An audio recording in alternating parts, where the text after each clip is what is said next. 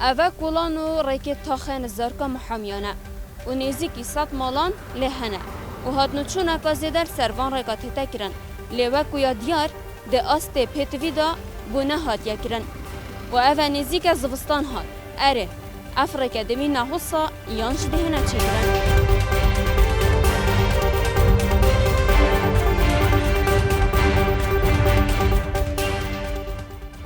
گله هست کن بومچ کن و زبستان مخانیت خوان بی دادانی بر کردنه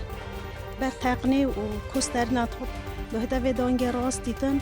عیل مداب به تقن وشت داد دهتا و ده سر و جلک داشون پاقش کن جاره که دور را پشتر شدی خون دارب خود گله جرا زالام من وری چه خاره سورا حلیسیای هوت پشی و پشی نشیا و کس خل منو که خدان اول چند جرام چوینه بلدیه چوینه جهت نعنی پیوندی دار ابد کس بومت چنا کردن هندي توز او سي ولاختي فوروتين وتشنو جلك عيولش دور نبحوش دخل كودي بنا توز وبيز بنا فاو بيسابريكو زيدا زفستون جهه وصل زفستون بخديها طلبه ام 25000 كوستري داي خالك 10000 دات انا 7000 نيزيك بس يما بالفقدي ام 25000 داي بيجموني شورات هوا نخوشنو كوستر نوجت نومولويو شورات مدبوش بون تقريبا هريكي بدر خو خوچي گربو بشكل صابي گربوره بشكل تكلای گربوره ام شون بينو بچين زوستان جام شون ویناجی بس پشتیا هاتن دست که شورات ما خراب کردن برید مشکاندن و چون من ندید نود 2 حیف 3 حیف ولی هات جمع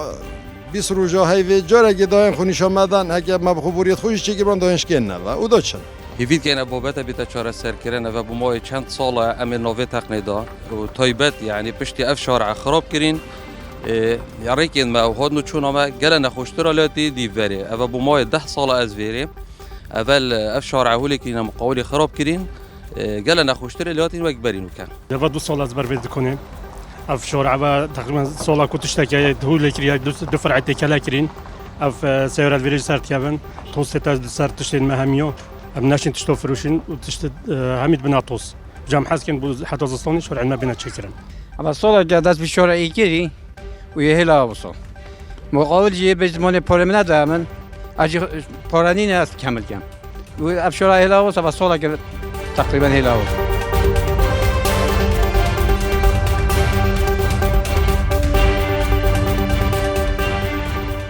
طبعا پروژه